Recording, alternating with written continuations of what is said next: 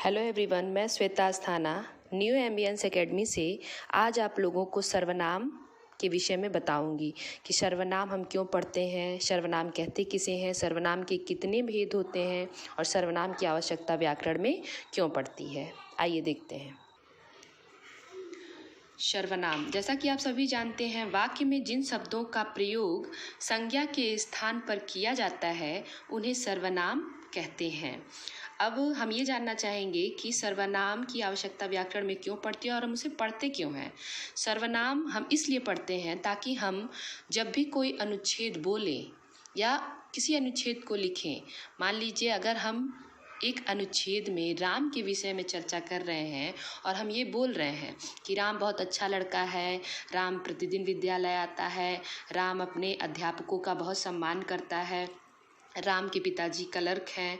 तो इस प्रकार हम ये देखते हैं कि अनुच्छेद में एक ही व्यक्ति राम के विषय में हम बार बार उसके शब्द को हम दोहरा रहे हैं। तो उस दोहराव की प्रवृत्ति से बचने के लिए और अपने अनुच्छेद को प्रभावशाली और आकर्षक बनाने के लिए ही हम सर्वनाम का प्रयोग करते हैं और सर्वनाम को पढ़ते हैं। तो आइए देखते हैं। सर्वनाम वह शब्द होता है जो संज्ञा के स्थान पर प्रयोग किया जाता है। संज्ञा, जैसे अगर हम वाक्य में बोले राम बहुत अच्छा लड़का है, दोबारा वाले वाक्य में हम बोले वह प्रतिदिन विद्यालय आता है, उसके पिताजी क्लर्क हैं, तो ये वह क्या है, सर्वनाम है। उसके क्या है, सर्वनाम है। तो इसी तरह जैसे वह, यह, मैं, तुम, आप, कुछ, किसी, जो, सो, इसे, उससे आदि, ये सब शब्द क्या है, सर्वनाम है। आगे हम देखेंगे सर्वनाम के भेद। सर्वनाम के मुख्यतः 6 भेद होते हैं। पहला भेद है इसका पुरुषवाचक सर्वनाम, दूसरा है निश्चयवाचक सर्वनाम, तीसरा है अनिश्चयवाचक सर्वनाम, चौथा है संबंधवाचक सर्वनाम, पांचवा है प्रश्नवाचक सर्वनाम, छठवां है निजवाचक सर्वनाम। तो हम ये देखेंगे कि सर्वनाम के भेदों को अगर हम जीवन पर्यंत उसे याद रखना चाहते हैं तो उसके लिए हम अगर इस सूत्र को अगर हम याद कर लेते हैं, जैसे ये सूत्र है पुनि अनि संप्रनि, पुनि अनि संप्रनि, पुनि अनि संप्रनि। तो इस प्रकार इसको हम व्याख्या इसकी करते हैं।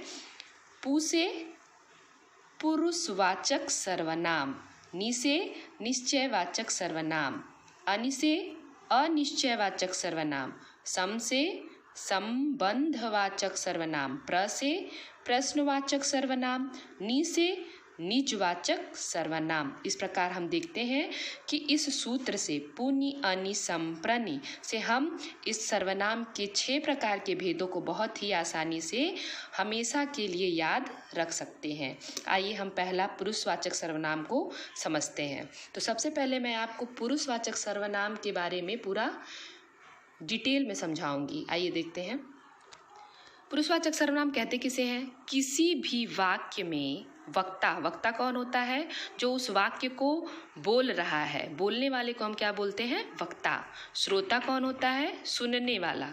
जो उस वाक्य को सुन रहा है उसे हम श्रोता बोलते हैं। तथा अन्य व्यक्ति के लिए जिन शब्दों का प्रयोग किया जाता है, अन्य व्यक्ति कौन? अन्य व्यक्ति वह होता है जिसके बारे में वहाँ बात होती रहती है और वो वहाँ पे उपस्थित नहीं होता है, उसे हम अन्य व्यक्ति कहते हैं। तो उनके लिए जिन शब्दों का प्रयोग किया जाता है उन्हें पुरुषवाचक सर्वनाम कहते हैं। वक्ता, श्रोता तथा अन्य व्यक्ति के अनुसार पुरुषवाचक सर्वनाम के भी 3 भेद होते हैं, जिसे हम निम्न सूत्र से सरलता से याद रख सकते हैं। अब यहाँ भी देखिए एक सूत्र, अगर इन सूत्रों को हम याद रखते हैं तो हमें कभी भी सर्वनाम एवं सर्वनाम के भेद, उनको भेदों के भी उपभेद हमें कभी भूलेंगे नहीं। अब पुरुषवाचक सर्वनाम के भी 3 भेद होते हैं, जिसे हम इस सूत्र से उमन्य, इस सूत्र से हम उसके 3 भेदों को बड़ी ही आसानी से याद रख सकते हैं। आइए देखते हैं। पहला है उ से क्या है? उत्तम पुरुष, उत्तम पुरुषवाचक सर्वनाम। अब उत्तम पुरुषवाचक सर्वनाम किसे कहते हैं? किसी वाक्य को बोलते समय वक्ता वक्ता कौन? अर्थात जो बोलने वाला व्यक्ति अपने लिए, स्वयं के लिए जिन सर्वनाम शब्दों का प्रयोग करता है उसे उत्तम पुरुष सर्वनाम कहते हैं। जैसे मैं, मैंने, मुझे, हम, हमारे, हमने, हमको इत्यादि।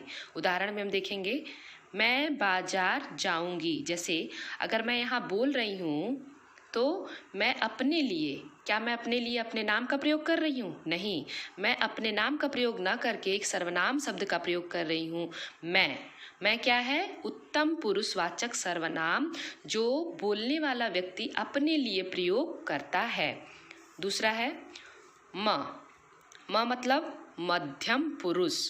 जैसा कि ऊपर सूत्र में आपने देखा उमन्य, तो उ उत्तम पुरुषवाचक सर्वनाम, म मध्यम पुरुषवाचक सर्वनाम। किसे कहते हैं? किसी वाक्य को बोलते समय वक्ता उस वाक्य को सुनने वाले को हम क्या कहते हैं? श्रोता। अब जो वाक्य में हम बोल रहे हैं उस वाक्य को जो व्यक्ति वहाँ सुन रहा है, उस सुनने वाले के लिए हम जिन सर्वनाम शब्दों का प्रयोग करते हैं उन्हें मध्यम पुरुषवाचक सर्वनाम कहते हैं। जैसे तू, तुम, तुम्हारा, तुमने, तुमको, आप, आपका, आपने इत्यादि। उदाहरण के रूप में हम देखेंगे, तुम मंदिर गए थे।